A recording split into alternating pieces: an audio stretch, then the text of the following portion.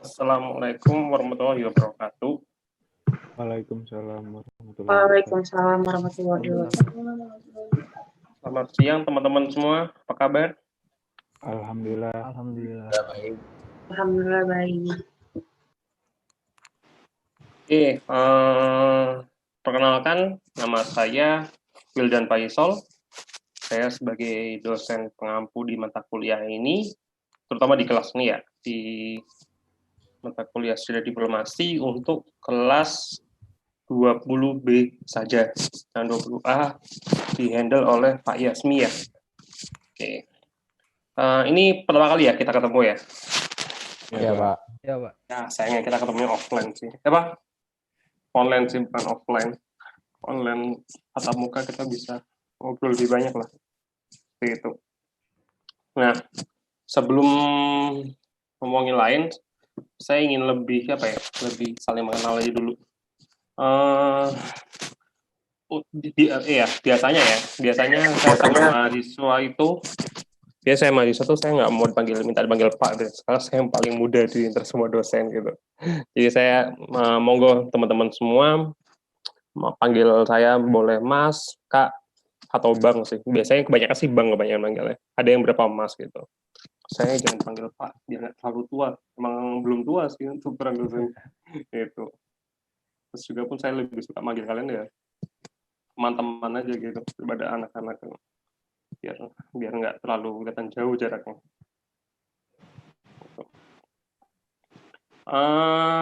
By the way, kalian kelas B ya?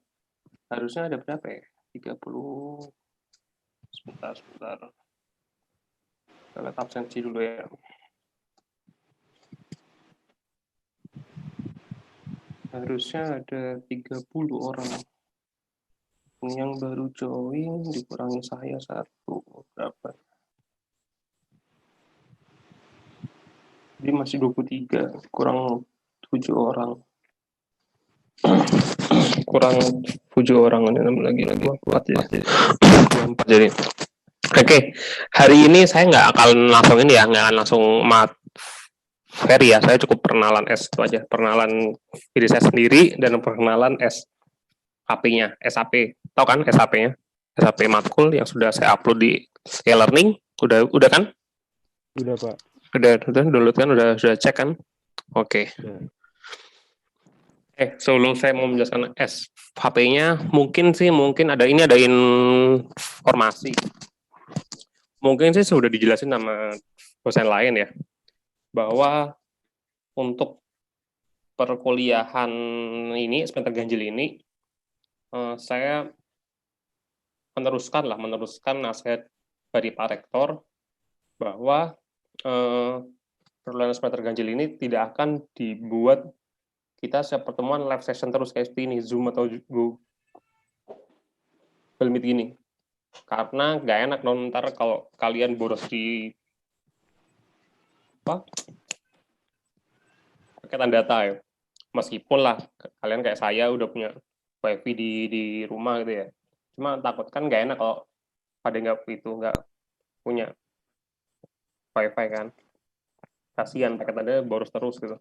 Terus juga kan saya dengar-dengar kan pembagian paketan data itu yang dari kampus atau dari pemerintahan itu juga masih belum semuanya dapat kan gitu ya. Jadi saya meneruskan nasihat dari Pak Rektor bahwa perkuliahan jangan dibuat setiap pertemuan kita live session terus Zoom itu. Bakal dari kan kita total setiap mata kuliah kan ada 16 pertemuan. 16 pertemuan dikurangi UTS UAS jadi 14 pertemuan. Nah, dari 14 pertemuan itu insya Allah untuk kelas B saya buat mungkin 8 pertemuan Zoom meeting. Ya, 8 pertemuan Zoom meeting. 7 sisanya berarti sekitar 6 pertemuan sisanya saya bondel itu aja ya di learning saja. Entah itu kalian saya kasih bahan bacaan, entah kalian saya suruh merangkum bahan bacaan itu ya. Oke? Ada pertanyaan? Belum, Pak. Udah, ini 26 nih. Oke. Jelas, Pak. Oke, Panggil saya, jangan panggil siapa dong. Jelas Bang. Sip lah gitu. Oh, oke Bang.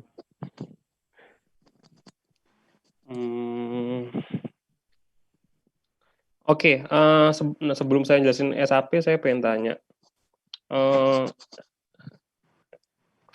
apa sih yang mendasari kalian ini memilih HI, jurusan HI, secara ke ilmuwannya lah, bukan secara kampusnya Al-Azhar atau apa, enggak, secara ke ilmuwannya. Apakah ada yang tertarik karena suatu hal, maka memilih HI gitu? Saya pengen tanya, pengen tahu pendapat kalian. Pengen tahu. Gimana? Ada yang mau jawab nggak?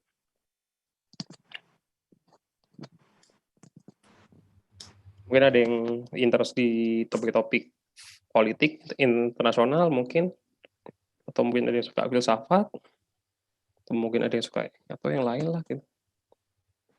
Pengen keluar negeri, Kak. Pengen luar negeri. Ya sama lah, itu dari dulu juga gitu saya. Pengen jadi diplomat, Pak.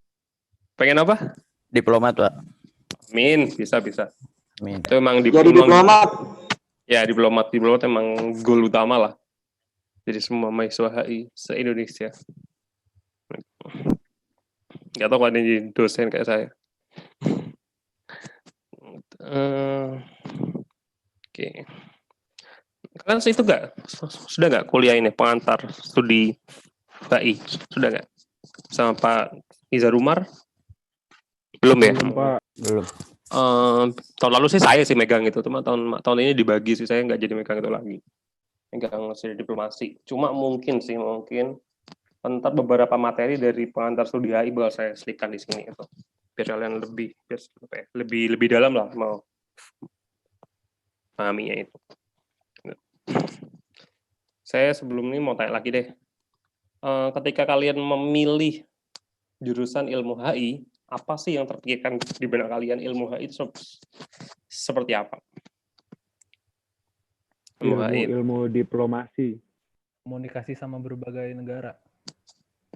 Oke, terus apalagi? Diplomasi, komunikasi. Apa? Tadi suara ada politiknya, Bang. Politik luar negeri, Pak. Oke, terus ada lagi?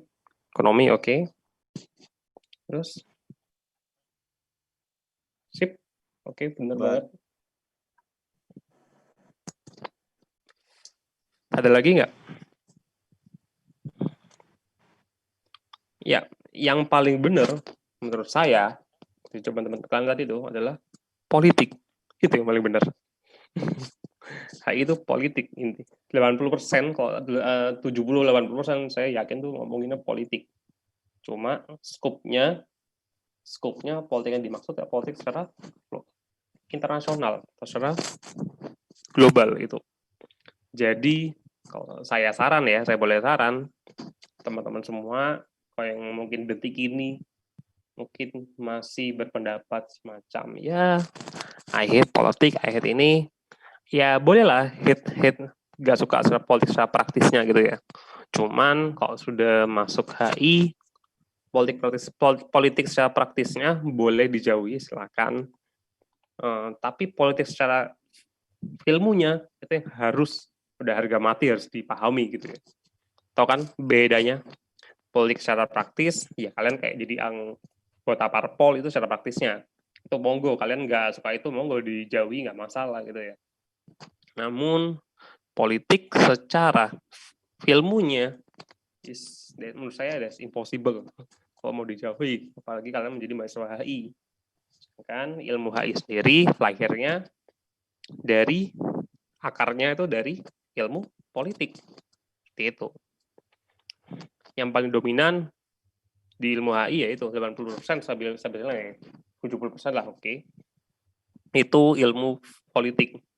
Di dalam itu politik internasional bisa dibilang ya, dan itu sudah include ilmu diplomasi tadi bilang, kerjasama antar negara tuh itu pun sudah termasuk include di situ. Di dalam ilmu politik itu.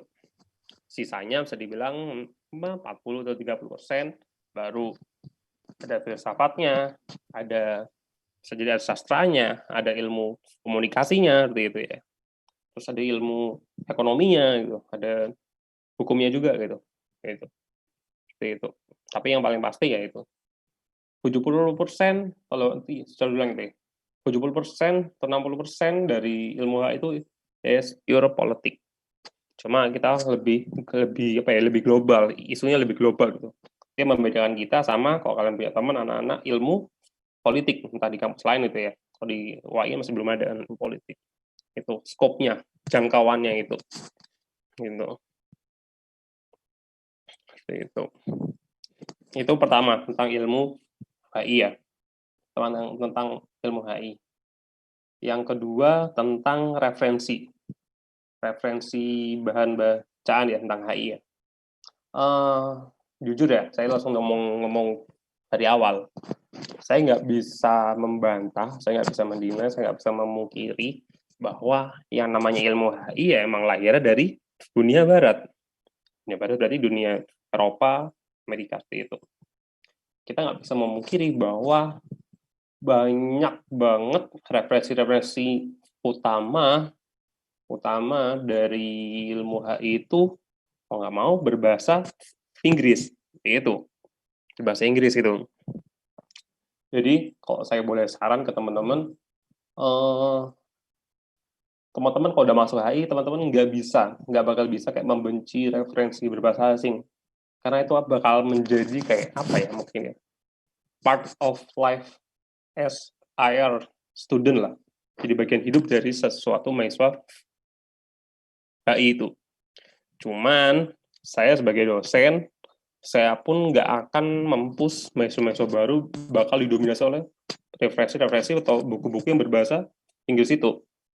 Dalam menjaga passion kalian di awal semester 1 ini bisa terjaga terus, konsisten, saya bakal cari dan saya bakal akan bikin selang-seling yang namanya referensi bahan bacaan itu, akan saya selipkan beberapa yang berbahasa Indonesia juga itu.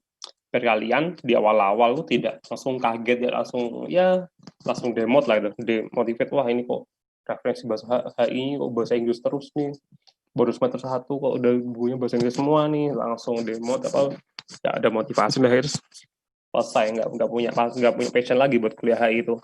Saya sebagai dosen akan membantu kalian lah, seenggaknya memberi alternatif bahan bacaan yang seenggaknya itu masih berbahasa Indonesia itu. Gitu. Saya ada beberapa buku-buku pengantar itu yang itu bagus lah berbahasa Indonesia, itu kayaknya kalian harus baca lah, ketimbang kalian saya paksa untuk membaca langsung yang bahasa Inggrisnya itu. Seperti itu. Ada pertanyaan? Belum, Pak. Belum, Oke. Bang. Maaf. Belum ada, Bang. Oke. Mungkin kalau saya di antara dosen lain, mungkin saya yang terkenal paling suka ngasih jurnal atau ngasih buku yang saya minta mahasiswa-mahasiswa itu, teman-teman mahasiswa itu untuk merangkumnya itu. Merangkum kayak satu chapter buku atau satu jurnal yang isinya biasanya 20-30 halaman itu saya minta rangkum jadi 2-3 halaman saja gitu. Jadi saya memaksa melatih teman-teman mahasiswa untuk bagaimana cara smart reading lah, atau bagaimana memaksa teman-teman mahasiswa untuk mempelajari membaca literatur itu dan bisa menangkap poin-poin utama dari chapter book atau jurnal tersebut yang saya kasih itu. Saya sering kali seperti itu. Bahkan nanti kalian pun juga saya gituin juga gitu. Kalian yang semester 1, senior kalian yang semester 3, 5, 7, selalu saya kasih tugas seperti itu. Karena menurut saya itu satu-satunya cara paling efektif memaksa mahasiswa untuk membaca itu. Terus apalagi ya tadi ya. Sebentar saya ambil PowerPoint dulu ya. Oke. Kalau ada yang tanya silakan. Apa?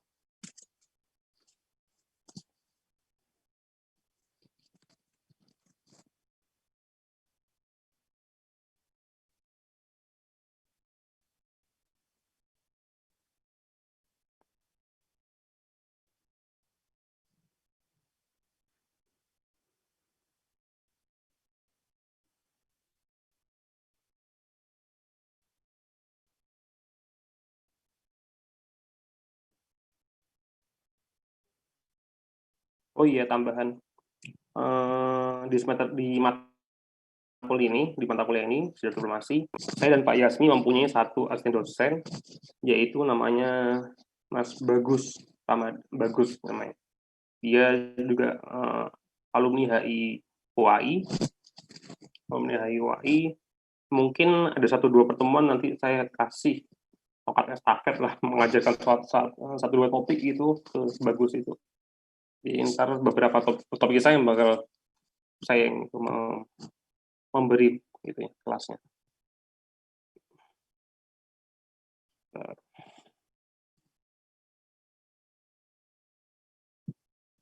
Oh ya, kalian mayoritas mana? Tinggalnya di mana? Jabodetabek atau Jakarta murni atau gimana? Bekasi, Pak. Kasih Oh, Bekasi. Jakarta. Jakarta, oke. Karawang, Pak. Apa? Dari mana sih? Karawang. Karawang, wow. Paling Tangerang, Pak. 20 dekat lah sih. Kok saya di Pejaten. Abang gimana? Pejaten, Pasar Minggu. Deket tuh. Ya, saya dekat ke kampus UNAS, Universitas Nasional.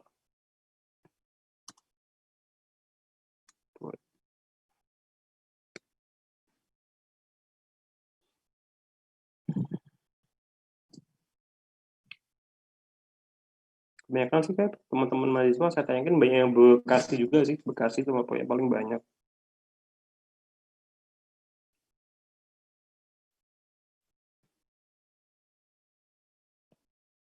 Berarti kalian nih hari ini hari Rabu ya. Berarti kalian nih apa? Mata kuliah ke berapa yang sudah dapat? Pertama ini hari ini, Bang. Ini pertama, seriusan. Berarti Senin Rabu nggak ada kelas sama sekali. buat Senin Selasa nggak ada. Ada. Senin. Senin. Senin Senin? sampai Rabu itu baru satu kelas semua. Oh iya, Senin kelasnya apa Senin? Literasi komputasi. Oh, sama siapa? Mas Huda atau Mas Budi apa? Bu Suci. Bu Suci. Oke. Selasa apa kelas kemarin? Selasa apa? Aturan sih pengantar studi hubungan internasional. Oh gitu. Iya harus cepat. Bisa rumah. Gitu. By the way, kalian dulu SMA-nya apa? IPS apa? Apa? SMK. IPA apa IPS? IPA. Saya juga IPA. SMK. Mantap kan teknik komputer. Saya juga IPA kok dulu. Jadi yang anak IPA jangan minder ya. Ini ilmu HI. Saya juga anak IPA dulunya. Terus gimana bisa masuk ke HI, Bang? Dari IPA? Karena saya dulu cita-citanya mau masuk informatika ITS Surabaya, cuma nggak pernah kesampaikan. Ada masuknya di HI. Ya udah dijalani aja, jalani jadi dosen Bang. Itu. Saya bahkan SMA saya IPA tuh saya udah sempat mewakili sekolah saya Olimpiade Sains di bidang informatika. Cuma ya apa nasib gitu ya. Kayaknya ternyata fisip. Jalani alhamdulillah. Apa yang membuat Bapak jadi tertarik sama HI, Pak? Dulu saya itu dari kecil memang punya interest ya, punya ketertarikan. Bahkan sebelum saya suka bidang IT ya. Dulu saya sebelum suka bidang IT, saya suka membaca peta. Bahkan saya dulu maksudnya mahir lah skill peta buta. Terus ditambah saya juga suka banget sama namanya sejarah dunia. Persis kayak mata kuliah kita sudah diplomasi itu. Ditambah mungkin apa ya, hokinya saya ketika itu ayah saya pulang dari Malaysia beli buku ensiklopedia Webster itu tebelnya tuh nggak kelihatan ini aja gitu, full bahasa Inggris. Menurut saya dulu nggak bisa bahasa Inggris masih SD, cuma saya lihat gambar-gambarnya dulu, gambar-gambarnya bagus, sejarah, bahkan tuh buku itu buku lengkap ya, sejarah list Presiden Amerika dari yang George Washington pertama sampai itu buku keluaran tahun berapa ya? Tahun 94 atau 96. Dari baca-baca itu pelan-pelan, dikit-dikit. Sampai SMA saya masih baca buku itu. Jadi sama hampir 10 tahun ya masih baca ensiklopedia tebelnya itu hampir kayak 1000 halaman itu. Dari situ kayak memupuk lah rasa saya suka sama sejarah dunia itu. Seperti itu. Akhirnya Dulu ngambil ini studi HI-nya di mana, Bang? Nah, oh ya saya juga lupa belum jelasin itu. Saya itu S1-nya di HI di Universitas Jember. Ada yang pernah tahu nggak Jember di mana? Tahu, Bang. Jember di mana? Pojokan. Pojok. Tahu Pak, saya daftar situ nggak masuk. Oh gitu. Pojoknya Iya, Jawa bagus. Timur. Jawa Timur paling timur. Banyak orang Jakarta masih nggak tahu Jember itu di mana. Dikiranya deket Brebes Jawa Timur. HI-nya bagus Pak di sana. Ya, itu benar. Jangan kan HI-nya ya. Orang-orang masih ada yang nggak tahu Jember itu di mana dalam Jakarta. Dikira Jember itu dekatnya Brebes, Jawa Tengah. Padahal Jember sudah Jawa Timur paling timur. Jember, Banyuwangi, Denpasar. Jadi saya mau ke Denpasar naik motor 3 jam, 4 jam nyampe. Itu SMA dulu. Itu. Saya masuk HI UNED angkatan 2010. Terus saya S2 di UI, HI UI 2016.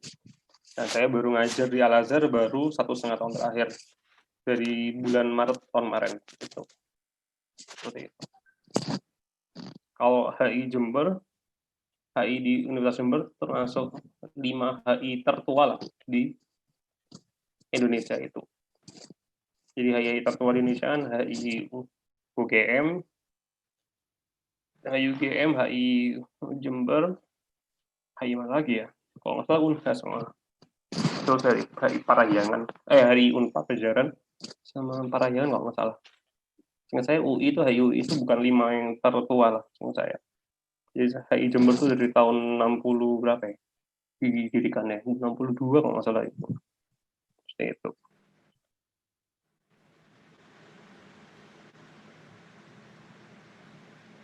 Sebentar. Ada pertanyaan lain? Biar kita saling mengenal satu sama lain.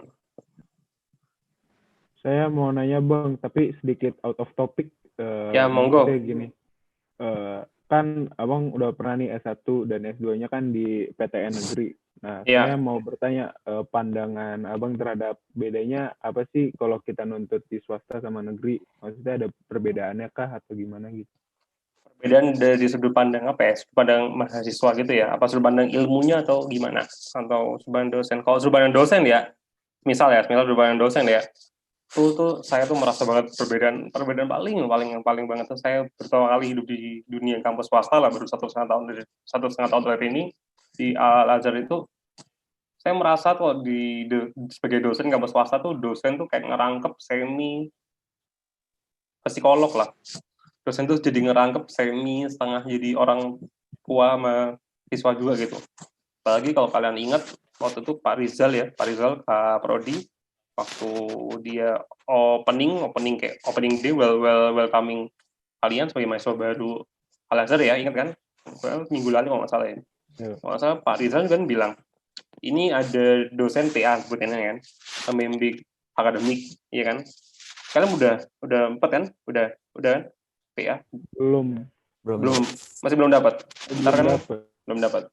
Nah, Pak Rizal tuh bilang bahwa ya dosen PA itu akan berfungsi juga menjadi orang tua kalian di kampus itu.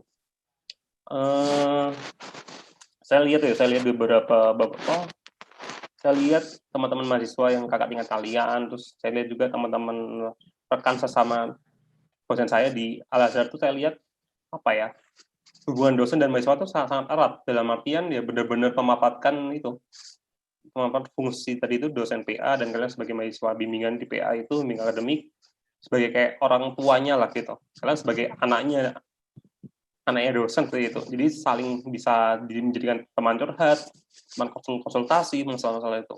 Itu yang saya baru lihat di kampus swasta. Saya lihat di kampus swasta fungsi seperti itu benar-benar dimaksimalin. Jujur kok dari kacamata saya dulu di PTN saya iri banget ya gitu.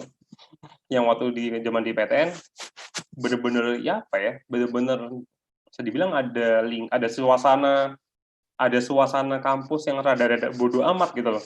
Kalian mau tertekan secara mental, jadi dosen atau prodi itu kayak masa bodoh gitu ya, dicuek gitu, tidak memaksimalkan fungsi dosen PA itu. Kalau benar-benar menjadi mahasiswa winter baru dilihat sama prodi gitu, sama departemen. Tapi kalau nggak jadi mahasiswa yang prestasinya biasa-biasa, apalagi jeblok gitu ya, wah itu departemen atau program studi itu makin masa bodoh lagi. Dan itu sangat lumrah terjadi di PTN itu. Yang saya perhatikan seperti itu. Ketika saya baru masuk Al-Azhar, wah benar-benar benar-benar berubah lah, kayak 180 derajat tuh. Saya melihat ini modelnya lebih care ke semua mahasiswa tanpa pandang bulu IPK kalian berapa, prestasi kalian seperti apa, kayak itu. Yang benar-benar bagus, terus dikasih motivasi, digenjot, didorong untuk dipertahankan prestasinya. Terus yang memiliki prestasi yang kurang atau IPK yang kurang, teman-teman memiliki IPK yang mungkin kurang atau prestasi yang kurang, tidak dibiarin seperti itu saja. Terus dicari solusinya gimana bisa untuk mengenjot IPK-nya teman-teman mahasiswa itu. Seperti itu. Kalau saya sendiri melihat seperti itu. Gitu. Saya lihat benar-benar wow-nya seperti itu. Benar-benar kayak menurut saya kampus PTN ada mungkin ya masuknya susah ya gitu ya. Cuma kalau menurut saya kondisi sosial di dalamnya saya nggak bagus-bagus banget. Kalau saya lihat ternyata di kampus swasta kayak Al-Azhar seperti ini gitu, yang bagus justru seperti ini, kayak gitu. Kayak gitu sih kalau pendapat saya sih. Kalau perbedaan paling besar ya, terutama dari segi mendukung psikis teman-teman siswa seperti itu. Oke, makasih Bang jawabannya. Yuk.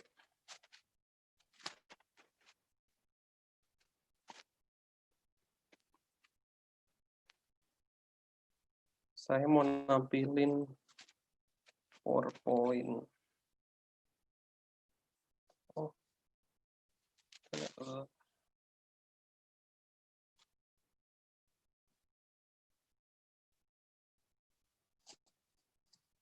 Enggak, saya nampilin aja SHP aja deh. Ntar saya screen dulu ya.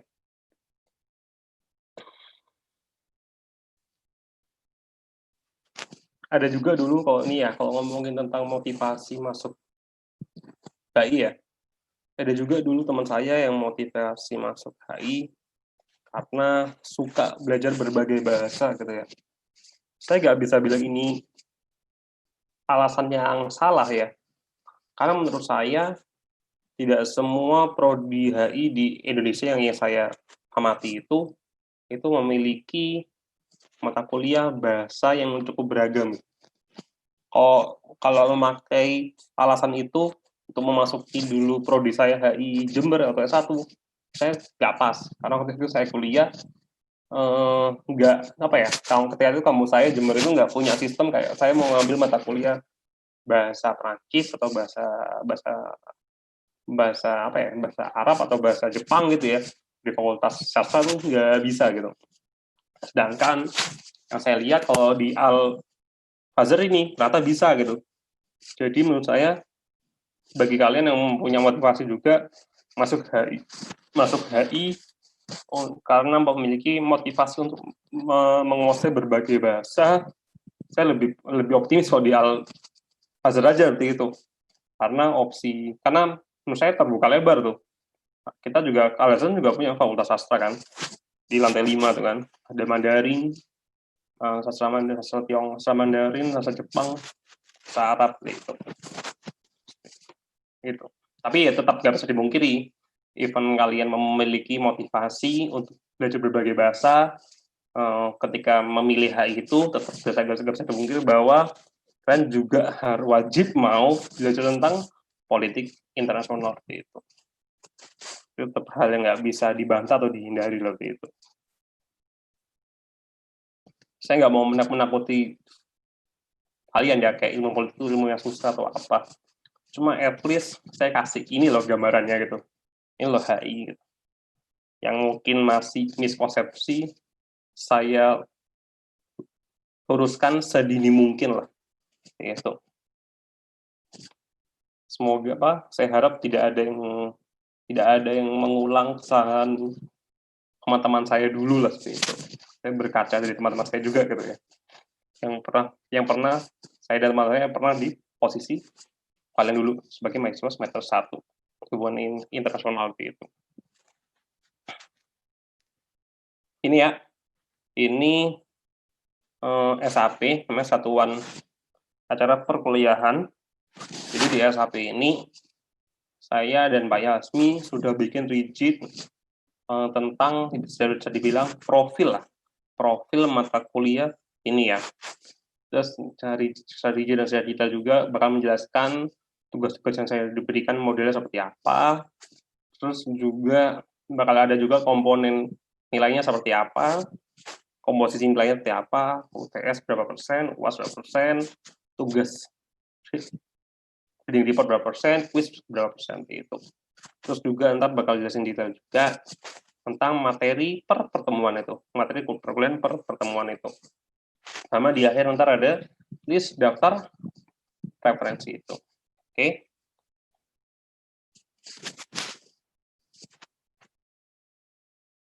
Ya, namanya bagus. Sama dia nanti saya mungkin pertemuan berapa ya? Pertemuan ke-4 lah mungkin, atau pertemuan ke-3 ya. Saya bakal minta tolong bagus untuk mengisi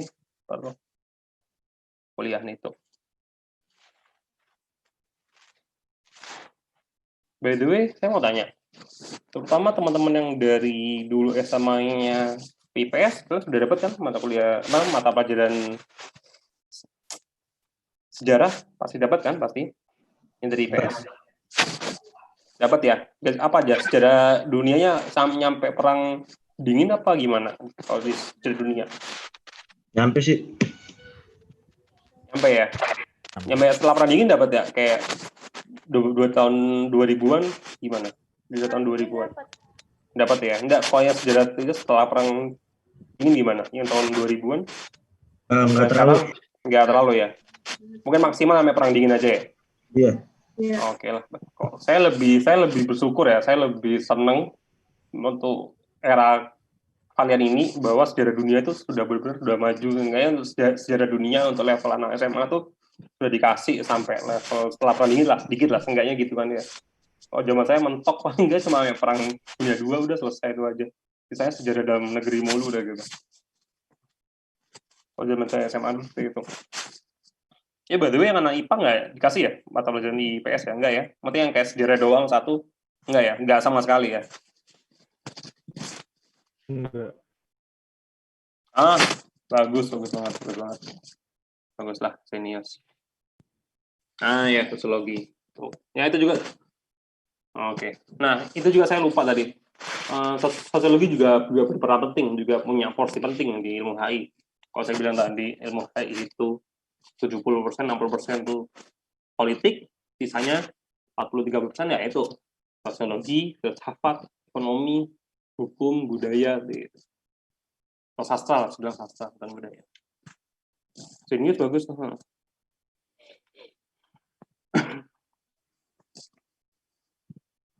Nah, di mata kuliah ini saya kan mungkin ya, atau enggak tahu ya, mungkin ada stigma ya, namanya belajar sejarah itu bosankan, boring ya. Nggak tahu untuk setiap orang ya. Kalau saya sih nggak membosankan sih, buat saya makin suka sih. Ada sih emang orang-orang yang menganggap belajar sejarah itu membosankan. Itu kadang saya sukanya belajar sejarah karena ya memang dari sejarah saya akhirnya tahu kenapa bisa muncul sesuatu, entah itu berbentuk fenomena atau itu berbentuk barang seperti itu ya. Itu kejadian lah, sama lah. Ya, karena ya kita harus tahunya dari sejarah gitu. Jangankan sejarah yang 10 abad yang lalu, kejadian apa yang kita lakukan minggu lalu tuh itu sudah jadi sejarah gitu.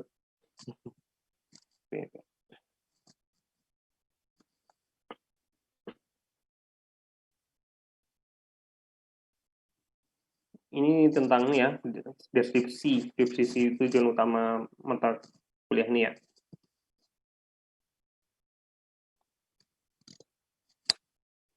Oh itu maaf tuh lupa belum saya edit tuh untuk ujian dan komponen nilainya itu Itu insya Allah saya mau ngasih kuis sih itu, jadi itu masih ada yang perlu saya edit lagi tuh kayak. Komposisi nilai itu nggak bakal tugas ding report doang ya. Sebenarnya tuh tugas individu, ding report, strip, atau kuis gitu. Terus sisanya ujian semester close. Cuma saya masih opsional ya. Ujian semester saya nggak pasti close, soalnya ini masih yang file tahun lalu lupa nggak saya edit. Karena tahun lalu saya masih offline, masih tatap muka biasa, jadi karena pasti close karena kan di ruangan langsung kan, ujian di ruangan langsung sit in gitu ya. Kan kita via serba daring, serba online, susah untuk menerapkan. Saya jujur aja ya, gimana saya memastikan kalian pasti close bukan yang lain ya kalau kondisi serba online ini gitu.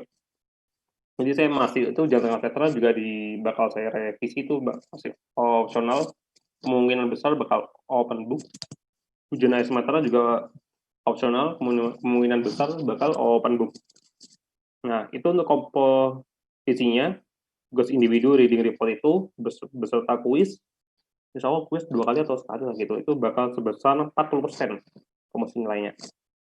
Dengan ujian tengah semester 30%, ujian akhir semester 30%. Gitu. Jadi totalan 100% ya total. Tuh, jadi kayak komposisinya seperti itu. Saya lebih suka ya, jujur ya, mau dari sudut pandang mahasiswa pun, idealnya pun harusnya, bukan saya nggak bilang harusnya ya, gini, idealnya lebih enak dapat mata kuliah yang komposisi nilainya itu lebih beragam seperti ini. Karena apa? Karena kalau ini baru ada 4 ya, ada 4 itu ya, 4 apa ya? 4 caga lah, 4 pilar ya. Pilar tugas report, pilar kuis, pilar UAS, pilar UTS. Kalau satu pilar ada yang jeleknya kalian, ini masih bisa ditopang kan 3 yang lain kan itu. Jadi semakin banyak pilarnya, semakin banyak komposisi lainnya, semakin enak buat kalian. Gitu. Meminimalisir kalian ambruk di satu pilar yang membuat semuanya ambruk juga seperti itu. Saya dulu waktu S1 saya deg-degan juga tuh kalau dapat matkul mata kuliah.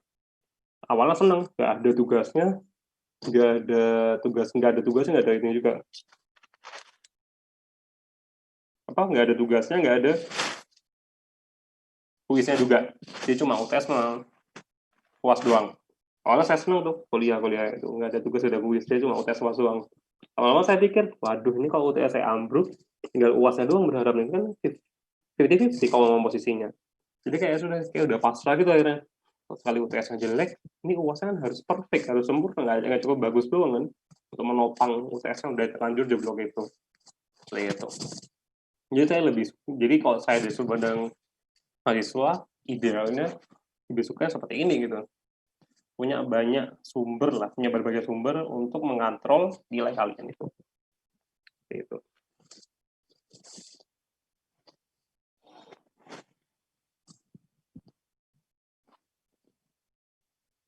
Sebelum lanjut, ada pertanyaan?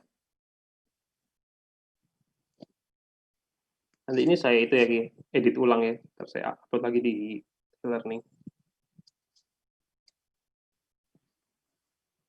Sejauh ini mungkin udah jelas. Oke, good.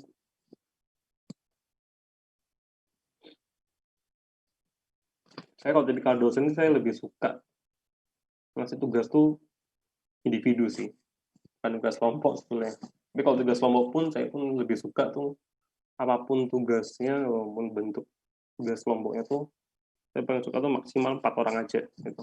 Menurut saya udah standar maksimal yang enak dengan apapun bentuk tugasnya itu, karena di atas 4 orang dengan tugas kelompok itu saya paling sudah kita sempat 5 orang saya udah nggak terlalu percaya gitu, pasti ntar ada free rider satu yang kayak nyumbang uang konsumsi makan aja waktu rapat saya kelompok gitu.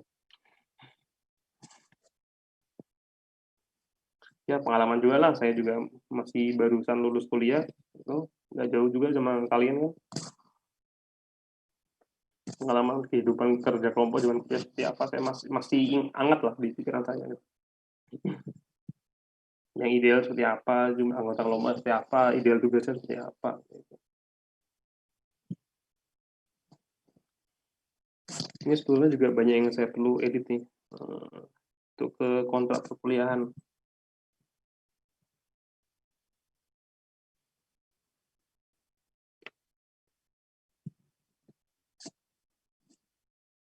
Ya, silakan tanya.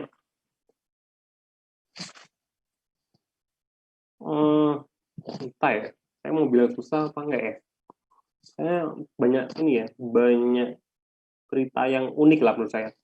Karena seleksi waktu itu S2 di UI, saya kan ujian cuma via SIMAK UI aja ya. Cuma satu jalur SIMAK UI. Ya itu saya tuh belum kepingin kalau mau S2 di UI. Awalnya pengen S2 di UGM saja gitu. S2 di UGM. Awalnya pengennya gitu. S2 di UGM. Saya udah hampir lengkap daftar mau S2 UGM. Tapi saya punya teman kuliah satu yang itu jauh lebih pinter dari saya ketika S1 dulu itu dia tuh maksa banget. Oh lah nggak usah UGM, UI aja gitu. Allah kasih UI dia kan sini. Tesnya segini ini. Akhirnya saya luluh, saya nggak jadi daftar UGM, saya daftar UI, ikut apa kata teman saya, udah deh, kita iseng UI aja deh gitu. Ditambah waktu itu tes UI, berkas-berkasnya jauh lebih simpel ketimbang daftar UGM. Menurut saya seperti itu ya, untuk berkas-berkas pendaftarannya. Saya daftar, ikut teman saya daftar UI, nggak jadi daftar UGM, tes SIMAK.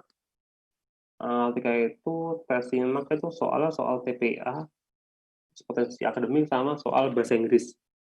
Bahasa Inggrisnya seperti bahasa Inggris TOEFL, cuma minus listening doang. Jadi cuma reading sama structure aja, nggak seperti itu. Udah 4 tahun lalu sih, saya juga lupa ingat soalnya. Jadi masih itu nggak pakai listening itu. Ternyata saya lulus, teman saya yang menurut saya lebih pintar malah nggak lulus, nggak keterima di UI. Itu saya juga heran. Ini mau dibilang gampang apa susah? Ya ada terhoki-hoki juga kayak kalau disimak mungkin gitu. Ya mungkin masuknya saya bilang oke, masuknya mudah, tapi ternyata kalau udah masuk proses di dalam kampus ya enggak gitu ya. Itu beda case lagi tuh. Beda seleksi alam lagi tuh. Seleksi alam fase pertama ya di versi MAK-UI-nya itu. Seleksi alam fase kedua ya mungkin ya di ngerjain tesis dan itu kuliahnya itu. Mau dibilang susah atau enggak, misal masuknya ya kata tadi saya bilang ya ada unsur hoki ya juga, saya nggak bisa menolak atau mendinai gitu. Kalau udah masuk kuliahnya, udah jadi mahasiswa S2-nya, kuncinya sih passion dulu sih. Ini passion dulu. Kalau sudah passion itu, rasanya dikasih tugas sama dosen kayak model apa aja itu nggak pernah ngeluh, kayak udah, ya emang gini, tahu sudah, nah, itu emang kayak gini, saya jalannya aja karena saya passion gitu. Saya gitu, jadi saya waktu berapa kali dikasih tugas sama dosen, mau seberat apapun, mau saya ngerjainnya sejelek apapun, at least saya tuh tidak kaget dulu dari awal gitu. Tidak kaget dulu dari awal, tidak langsung down dulu dari awal. Gitu. Meskipun at the end ternyata dosen nggak suka sama kerjaan saya dikasih nilai yang kurang bagus dari itu, cuma at least saya udah passion dulu dari awal gitu. Tugas apapun ya oke gitu. Itulah. Yuk. Nah ini kontrak per kuliahan ya. Ini ada yang lupa. Nah, nanti kan saya bikin jadwal ya, kayak ngumpulin tugas reading di podcast sudah ada, saya udah kasih set deadline lah itu. Cuma kalau nggak salah, saya kan lupa lagi. Tapi saya mulai belum UTS setelah UTS lah gitu. Nah, yang nomor 2, kalian harus tahu, baik saya atau kalian hidup, bisa dibilang hidup ya. Karena sebagai mahasiswa, saya sebagai dosen, kita sama-sama punya tanggung jawab bersama menjaga nilai moral, etik sebagai akademisi ya, baik saya sebagai dosen atau kalian sebagai mahasiswa juga. Ada banyak beberapa, mungkin bisa dibilang poin-poin minus lah, atau sesuatu yang harus benar-benar dihindari oleh kita sebagai akademisi, baik saya dosen dan kalian sebagai mahasiswa. Dan kalau bisa dilihat sebagai fenomena saya bilang fenomena yang negatif ya, dalam tanda kutip ya, negatif, Dan itu lumayan lazim selalu terjadi di berbagai kampus, yaitu fenomena apa? Plagiarisme itu. Berarti di poin 2 itu. Plagiarisme itu. Plagiarisme ini kalau di lingkup kampus itu sebagai ya dibilang sebagai dosa terbesar lah, baik itu dilakukan oleh dosen atau dilakukan oleh mahasiswa itu. Saya harus menekankan ini ke kalian di masa semester 1 sebagai apa ya, memupuk fondasi lah untuk sama-sama menghindari yang namanya plagiarisme itu. Mungkin di poin 2 ini saya terlalu keras ya, Mas Ito. Plagiarisme akan memberikan ketidaklulusan berupa nilai E. Mungkin akan saya revisi. Dan revisi mungkin masih akan ada penaltinya kalau ada ketahuan plagiarisme. Cuma nggak akan sekeras ini. Cuma tetap harus saya titik beratkan di situ. Yang plagiarisme itu dosa besar lah di lingkup universitas itu. Bahkan dulu itu sekitar 9 tahun lalu tuh ada satu orang, saya nggak sebutkan namanya, nggak sebutkan kampusnya. Pokok orang itu sudah sempat masuk berita sebagai calon profesor termuda di bidang hubungan internasional. Itu sudah masuk berita tuh, kayak selama 4 hari beruntun di berita online tuh dia masuk terus, dia jadi headline kan terus. Profesor termuda di Indonesia untuk di bidang hubungan internasional gitu. Dapat 5 hari, 4 hari, dapat 5-6 hari ternyata ditemukan bahwa di apa ya, saya lupa, di jurnalnya atau di opininya atau di mana gitu, opini korannya ditemukan plagiarisme gitu. Plagiarisme cuma ya nggak bilang cuma ya, cuma terkesan cukup sedikit sih. Maksud plagiarisme itu kayak 3 kalimat apa 4 kalimat lah gitu. Nah, karena ketahuan plagiarisme itu akhirnya dia dicopot. Dia nggak jadi dapat gelar profesor itu, profesor HI termuda di Indonesia karena ketahuan plagiarisme itu. Gitu. Ketika dia ditanya kenapa alasan plagiarismenya,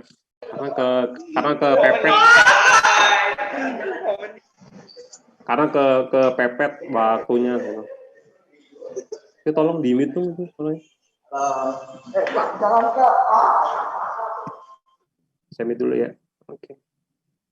Ya, jadi itu. Jadi orangnya tuh sudah di tengah-tengah euforia ya, ditabirkan sebagai profesor HI termuda se-Indonesia, ternyata cuma dapat hampir seminggu ditemukan bahwa dia pernah plagiarisme. Akhirnya dia dicopot gelarnya profesornya itu. Seperti itu. Itu untuk level yang profesor ya gitu ya, mengejar profesor ya. Nah, yang ketiga masalah absensi.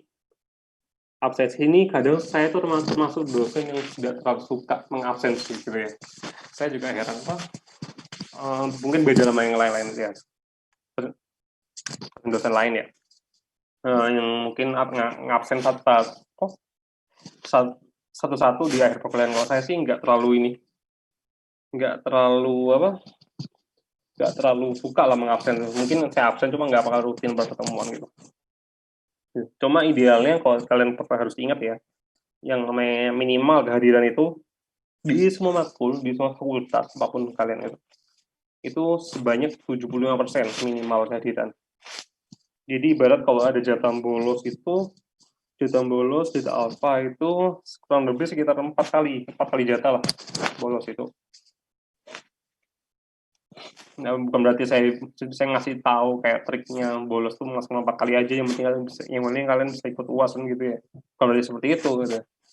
Cuma kan kalian kok mentang-mentang 4 kali bolos masih belum dimaksimalkan, data baru dimaksimalkan 4 pertemuan sebelum ujian semester ya.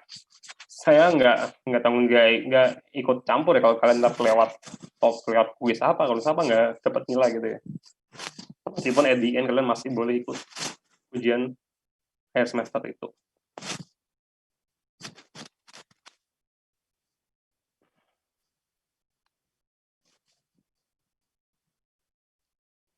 Terus yang nomor 5, yang tidak hadir dalam kegiatan presentasi kelompok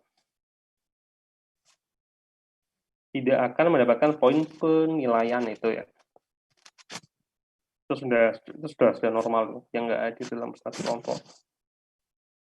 Mau ikut nyumbang tulisannya udah 50% dari kerja kelompoknya, dia sudah nyumbang 50%, bahkan lebih baik dari teman-teman lain. Tapi kalau hari presentasi dia nggak datang, ya udah gitu, nggak dapat nilai pas presentasi gitu. Ya mungkin saya kasih nilai cuma ya semaksimalnya gitu, karena saya nggak tahu gitu, nggak tahu ya, kemungkinan ya skill dia mungkin bagus, ngerjain kerja kelompoknya bagus gitu.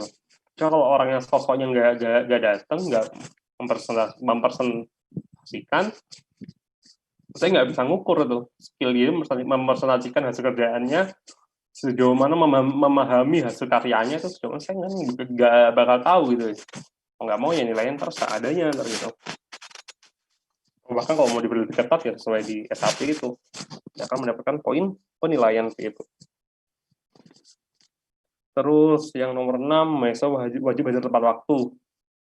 Nah, kalau ini mungkin saya longgarin ya.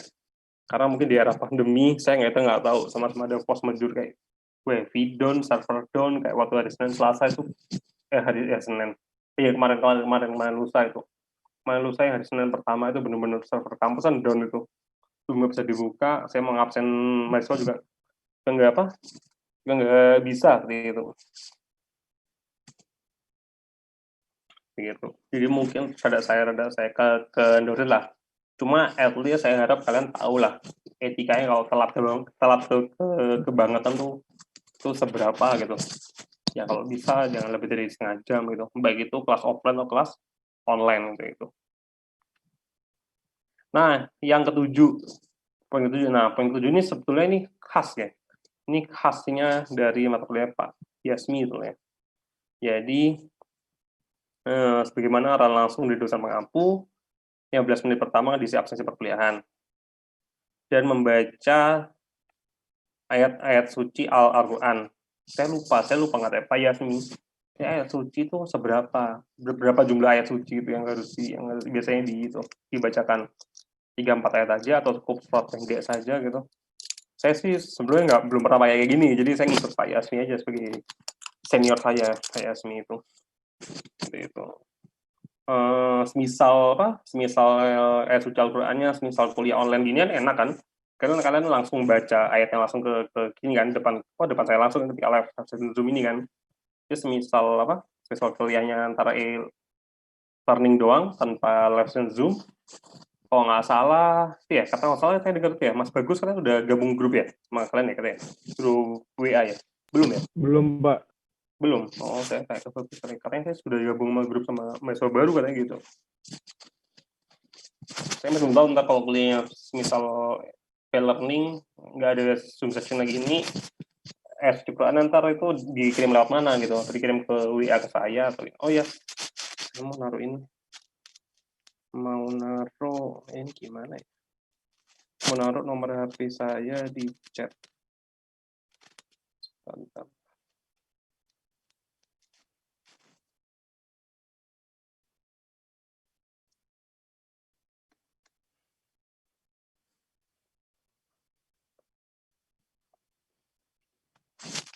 Oke, itu ya nomor handphone saya ya. Saya udah kasih di kolom chat. Email saya ini.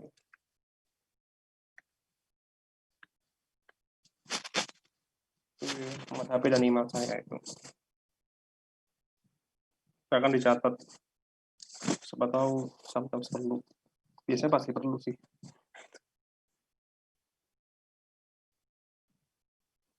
Itu ya yang poin 7 ya. Jadi kalau misalnya kuliah live session seperti ini, membaca ayat suci Al-Quran langsung via live session Zoom ini. Gitu. Saya ngikutin apa kata Pak Yasmi, modelnya seperti gimana, apakah itu cukup surat pendek saja, isinya cuma 4-5 ayat saja, atau itu mungkin ngambil 3-4 ayat dari surat-surat panjang gitu. Oke. Nah, terus yang nomor 8, sebutnya itu nyambung sama saya tadi ya, yang saya ngomong tadi ya. ada nasihat dari Pak Rektor bahwa perkuliahan semester ganjil ini jangan memaksa mahasiswa untuk setiap pertemuan itu live session Zoom. Kasihan mahasiswa yang nggak punya wifi lah, belum punya wifi, jadi kan boros paketan datanya itu. Antisipasi juga, takutnya belum dapat juga subsidi kuota pakai data yang dari pemerintah atau kampus tuh ya. Antisipasi, jadi harus dibikin selang-seling lah gitu. Bervariasi itu. Ada pertemuan live session Zoom seperti ini, dan juga ntar saya cukup learning saja, saya cukup memberikan PowerPoint saya saja di e-learning itu, dan mungkin syukur-syukur insya Allah kalau saya juga bakal memberi rekaman suara saya itu ya, rekaman suara saya, ntar saya upload di e-learning juga mungkin, itu tentang materi perkuliahan itu. Jadi saya masih belum saklek bakal model seperti apa gitu, mau saya rekam jadi kayak apa Spotify seperti itu atau kayak rekaman suara seperti biasa aja gitu pakai Sony Recorder HP gitu, kayak gitu. Itu sebagai satu varian lah gitu, varian perkuliahan semester ganjil ini yang serba online itu, seperti itu. Jadi pertemuan ke-1 sampai sekarang itu live session, pertemuan 1, 4, 6, 7, 9, 11, 13, dan 14. Di total ada 8 pertemuan, yang itu kita live session Zoom. Dari total 16 pertemuan dikurangi UTS sama UAS. Gitu. Jadi ya dikurangi UTS sama UAS jadi 14 pertemuan. 14 pertemuan 8-nya itu live session Zoom seperti ini. Misalnya 6 itu e-learning biasa aja gitu. Dan mungkin ada 1 kuis. Jadi yang e-learning biasa mungkin jadi 5 pertemuan. Ya itu kan. Di luar itu, perkuliahan akan dilakukan via e-learning, UAI, dan media pendukung lainnya itu. Seperti itu. Oke. Ketentuan tidak tertulis dalam seluruh kegiatan perkuliahan ini didasari oleh kesepakatan bersama dan dapat disusun saat proses berlangsung. Oke ya, fine ini ya, nomor 9 ya. Ntar mungkin ada tambahan. Saya saya menambah ketentuan bahwa harus ayat Qur'annya harus surat pendek. Itu yang 3-4 ayat aja atau yang 4-5 ayat itu kayak seperti itulah gitu, yang tidak tertulis. Nah, yang nomor 10, poin nomor 10 itu ada juga ralat itu saya lupa juga belum ngedit namanya dari yang tahun lalu. Tahun ini saya sudah tahu fitur e-learning dan saya sangat suka. Nah, poin nomor 10 itu diganti itu, jangan kirim ke email saya kalau beliin itu tugasnya itu. Tugas, UTS, UAS yang ke email saya. Langsung ntar saya setting, saya model format assignment di e-learning. Kalian silakan mengupload tugasnya, TS-nya dan UAS-nya itu di e-learning itu. Jadi saya udah tahu fungsinya e-learning dan saya sangat suka banget membuat inbox email saya nggak penuh-penuh banget gitu. Jadi ini harus saya edit ulang nih. Saya hapus email saya di sini. Seperti itu. Nah, itu ada ya. Contohnya ya, contoh format namanya ya. Nama kalian, nomor induk mahasiswanya itu, dan contoh tugasnya apa. Reading report kah? Atau UTS kah? Atau ujian akhir semester kah? UAS lah. Oke? Fine? Any question? Silakan. Ada pertanyaan apa enggak? Belum ada, Bang. Oke.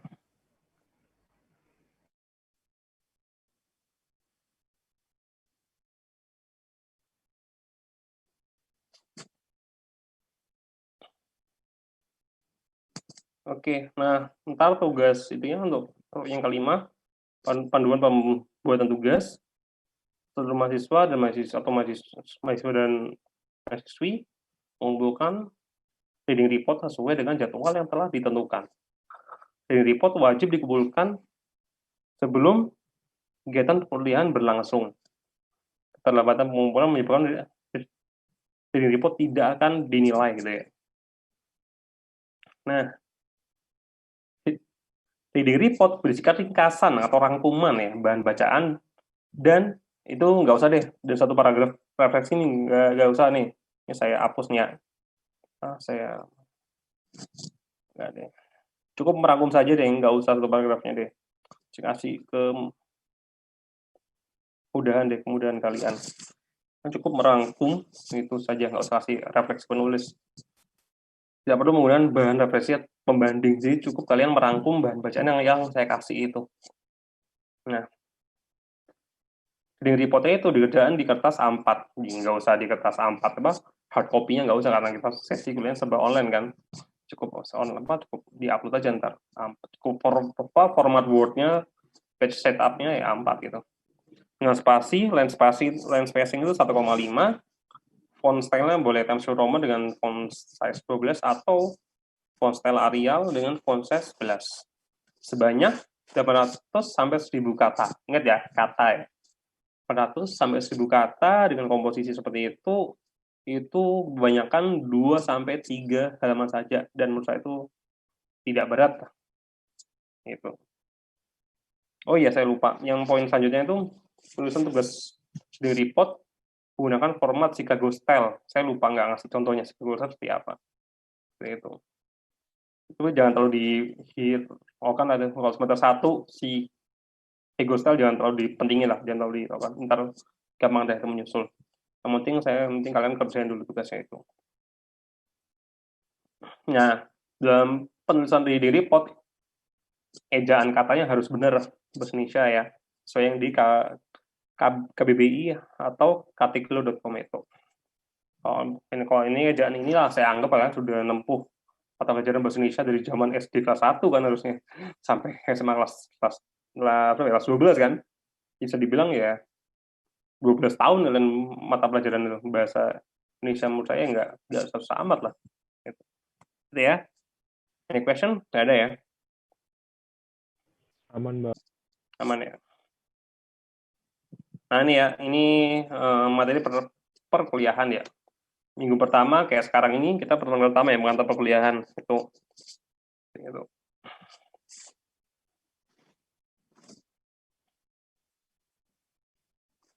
Nah pertemuan kedua ini, pertemuan kedua dan ketiga nih langsung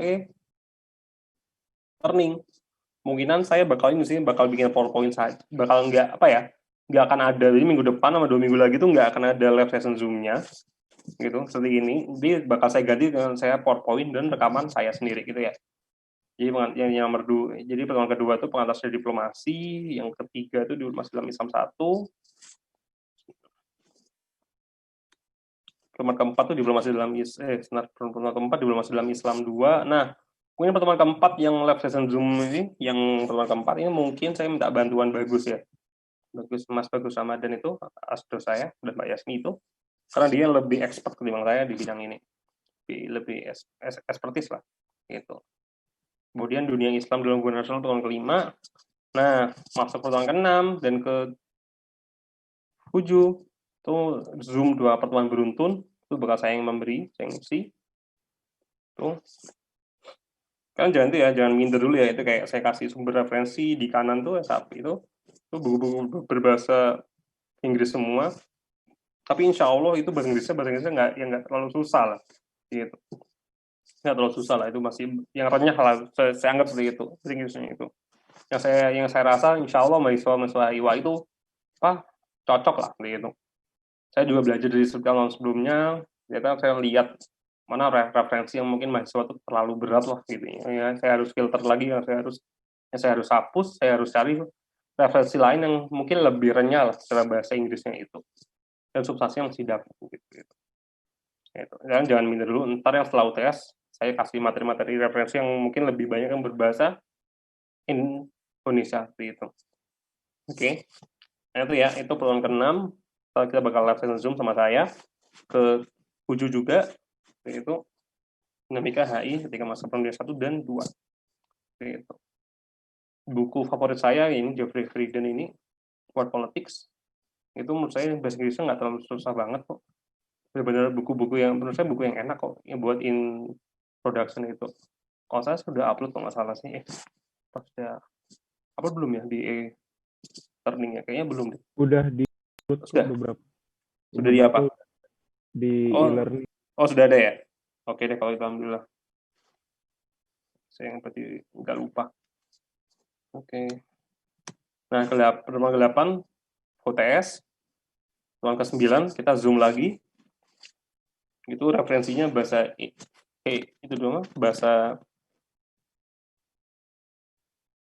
Indonesia, terus pertemuan ke-10 itu e-learning. Tapi pertemuan ke-10 itu ada deadline di report pertama ya. Nah ya, referensinya saya taruh di kanan itu. Dari jurnal Bu Lili Salama itu ya. Itu kalian rangkum jurnal itu kumpulin ketika deadline waktu pertemuan ke-10 itu ya. Ntar saya masang deadline di learning itu, ntar saya setting lah gitu. Kan masih lama, masih setelah UTS tadi kan. Gitu. Terus yang ke-11 kita live session Zoom. Tapi di pertemuan 11 nanti selain live session Zoom, saya bakal manggil secara random 4 atau 5 mahasiswa, teman-teman, 3, 4, 5 teman-teman dari kalian untuk mempresentasikan itu ya, reading report yang pertama itu. Nggak usah takut, saya panggil secara random, karena saya nggak minta kalian nyiapin PowerPoint-nya sekali, nggak usah. Cukup kalian membacakan lagi secara ringkas tugas kalian itu, yang pertama itu. Reading report pertama itu. Jadi nggak usah tegang, nggak usah gimana. Cukup saya pengen mengambil secara random, saya pengen mengukur lah, mungkin apa yang perlu diperbaiki dari skill kalian dalam membaca suatu literatur ilmiah itu ya. Oke? Oke. Nggak perlu ribet bikin PowerPoint ya. PPT itu. Oke. Untuk yang pertemuan ke-12 e-learning ada tugas reading reportnya juga. Ntar ya tahun 12 sudah ada reportnya e-learning. Terus di pertemuan ke-13 ada lagi, jadi 2 pertemuan beruntun ya. 12-13 sudah deadline tugas itu reading report kedua dan ketiga yang dirangkum sudah. Ini belum ada yang menyusul ya. Saya belum cantum ini yang ke-12 nih. Bentar saya itu menyusul yang reading report yang kedua.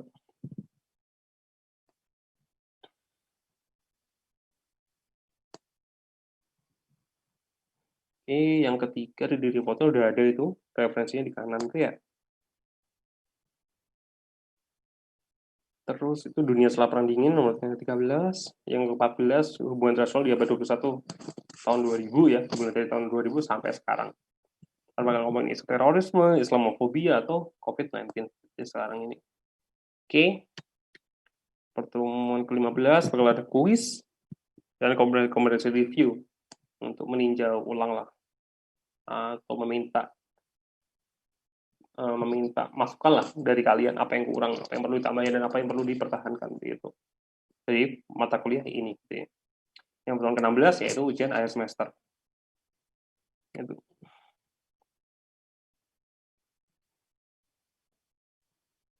Nah, ini daftar referensinya. Hampir semuanya itu saya ada soft copy-nya, kecuali yang nomor 2 saja. Yang bukunya Bu Sukawarsini Jelantik itu. Diplomasi antara teori dan praktek itu saya sarankan kalian beli sendiri aja. Hard copy-nya via online. Biasanya saya suka belinya via online juga sih sekarang. Bahkan sebelum era COVID ya, waktu saya S2 pun lah gitu. Tapi cuma di online shop tuh kayak Bukalapak apa Tokopedia itu ya juga rawan sih yang namanya ini yang buku-buku palsu ya. Jadi kayak saya pengalaman kayak dapat buku palsu kayak di Blok M Square gitu ya. Ya dari cover terkesan bagus tuh ya. Ketika dibuka sudah beli, saya nggak lihat isinya, ternyata tintanya jelek banget lah gitu ya. Tintanya ngeblur banget lah gitu. Jadi kayak dan pantesan murah bukunya ini. Ternyata bukunya palsu gitu ya, tintanya ngeblur gitu di dalam bukunya itu. Gitu. Kalau buku favorit saya buku nomor 1, 3, dan 4. 1, 3, dan 4. Terutama kalau untuk sebagai kalian mahasiswa HI semester 1 yang kalian menempuh pengantar studi HI, saya sangat sarankan kalian membeli bukunya Prof. Bob Sugeng itu, yang nomor 3 itu. Saya sangat sarankan seperti itu. Itu buku yang menurut saya paling enak untuk sebagai pengantar ilmu HI. Dan bukunya Prof. Bob Sugeng Adiwinata itu menurut saya itu juga cukup mumpuni untuk 3 mata kuliah yang akan kalian tempuh itu. Mungkin 4 mungkin. Mengantar studi HI, studi diplomasi yang kayak sekarang ini, dan juga mata kuliah teori hubungan internasional 1 dan ya THI 1 dan 2. Ntar kalian nempuh kan. Di semester 2 semester 2, semester depan, semester 2 itu kalian bakal nempuh teori HI 1, dan teori HI 2 di semester 3-nya kalau salah. Ya, itu. Jadi bukunya Pak Prof. Bob Sugeng itu menurut saya sangat ideal buat mahasiswa S1 yang awal-awal mengantar itu memahami ilmu HI itu. Bahasanya nggak terlalu susah, bahasa renyah Pak Prof. Bob Sugeng. Beliau Profesor HI Parahyangan Bandung, barusan meninggal tahun lalu. Bukunya memang sangat, menurut saya sangat cocok untuk dibuat mengantar seperti itu.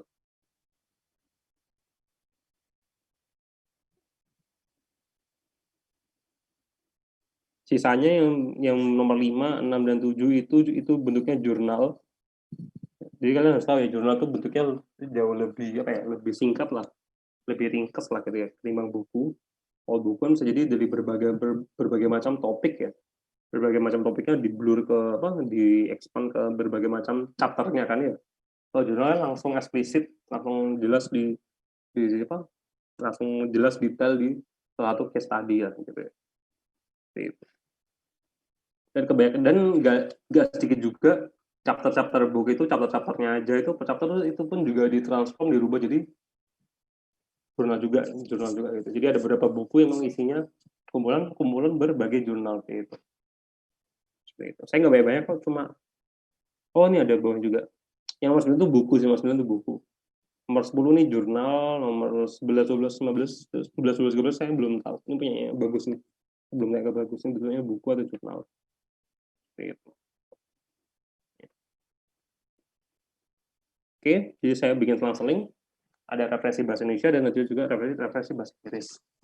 Jadi yang saya bilang di awal tadi bahwa yang namanya ilmu HI kita nggak bisa menghindari dari ke fakta, kita nggak bisa menghindar dari fakta bahwa yang namanya ilmu HI, ilmu yang lahir dari barat, dan ilmu itu ya pastilah gitu, pasti banyak banyak literatur atau referensi itu yang berbahasa asing, yaitu berbahasa Inggris.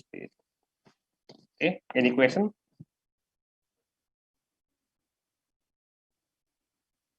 Ada pertanyaan nggak? Belum ada, Bang. Belum ada ya? Kalau nggak ada pertanyaan, saya mau tutup SAP-nya, mau stop sharing karena saya anggap kalian sudah punya di e-learning, atau mungkin juga bakal saya revisi dikit lagi dan saya upload ulang nanti malam ya di e-learning itu ya. Oke? Oke. Nah, 14, 12. Oke.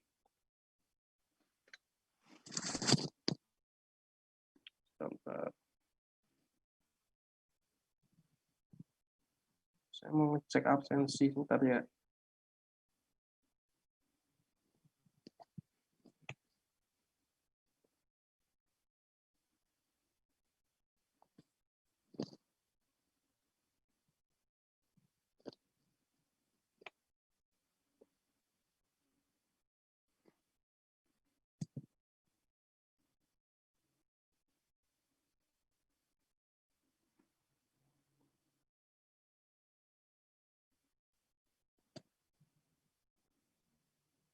Oke, tadi kan saya udah perkenalan nih, saya udah introducing nama saya siapa, saya asli mana, saya kuliah di mana dulunya. Sekarang saya gantian nih, saya mau ngabsen kalian sekaligus mau kenalan sama kalian juga ya, oke? Oke. Berapa nih, aduh, kakak tingkat kalian yang mengulang mata kuliah ini, saya udah sudah tahu sih, cuma saya panggil aja dulu. Kalian juga sama kenal juga sama kakak tingkat kalian ya. Dava, Almatin, Dava, ada nggak? Oh, Davanya ada. Dava, nggak respon tuh, tidur paling tuh Dava itu. Nabila Yasmin, Hadir Pak. Mas, sorry. Oke, Yasmin. Ya, Panggilnya iya siapa? Mas, iya hadir Mas. Oke. Rahmi Suci. Hadir Kak. Oke. Ini ya. Alif Arya Putra. Alif Arya Putra. Ada.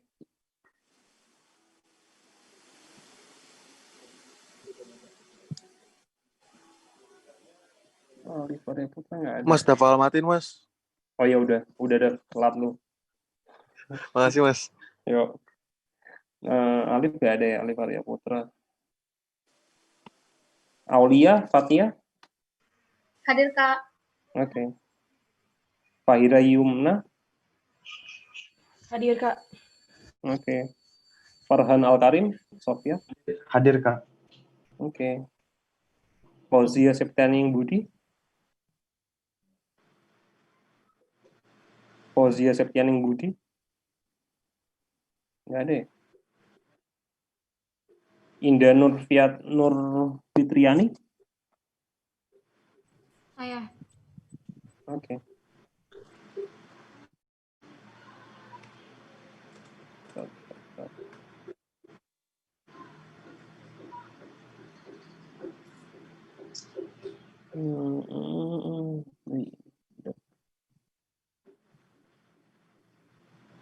Jadi sampai itu ya, Indah ya. Indah udah ada. Mek Ahtar Ramzi. Hadir Pak, hadir Kak. Oke. Ini bacanya gimana? Mek ya? Bener ya, Mek ya? MC aja. MC, manggilnya MC gitu. Nama keluarga. Oh, keluarga. Oh, Ya. jadi bukan singkatan ya? Bukan ya? Bukan singkatan MC. Bukan. Oh, Bukan. sama kita kayak kira manggilnya Mac gitu. Mac, kayak McDonald gitu. Muhammad Faisal Alwi.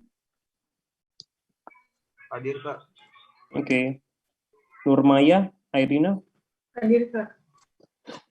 Oke. Muhammad Sahira Prawitasari. Saya Kak. Oke. Seren bacanya. Seren Elvira. Seren Elvira nggak ada ya? Firna Karlina. Hadir Kak. Oke. Fajria Putri Medina. Hadir Kak. Oke. Muhammad Bimo Hardimanto. Oke. Wah, Bimo pelatihan lengkap kayak udah mau bikin podcast kayak. Terus Rivi ya bacanya. Rivi ya, Rivi Faiza Putra. Hadir, Pak. Oke, itu bacanya bener ya? Rivi apa gimana? Pardi. Iya benar, Rivi, Bang. Oke. Laila Miriam Faiza. Rivi. Panggilnya Rivi. Hadir Kak. Oke. Rivi Faiza Putra, Bang. Oke. Razita Juzaila. Hadir. Oke. Muhammad Farel, sorry. Muhammad Farel. Muhammad Farel nggak ada. Siti Muslimah. Hadir Kak.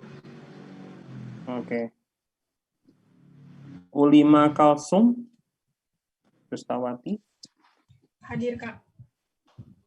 Oke. Ahmad Rafi. Hadir Bang.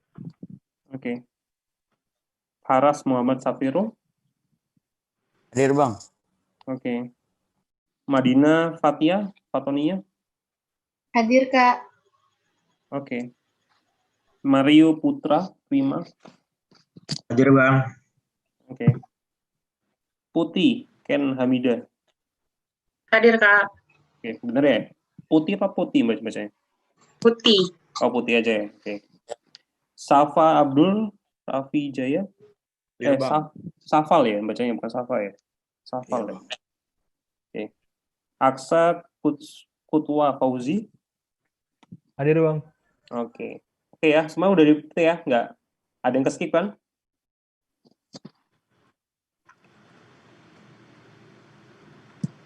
Jadi nggak ada skipan, aman ya? Oke ya. Ada pertanyaan terakhir nggak sebelum saya ini tutup sesi sore ini? Ya, entah siang pas sore ini. Sudah transisi lah siang. Jelas ya? Kalau masih bingung, silakan boleh japri saya via WA atau via email. Silakan tanya-tanya bagaimana tentang materi perkuliahan, tentang referensi perkuliahan itu. Oke, sekian sampai sini. See you. Ya, kalau sesuai SAP sih, see you in 2 weeks mungkin ya.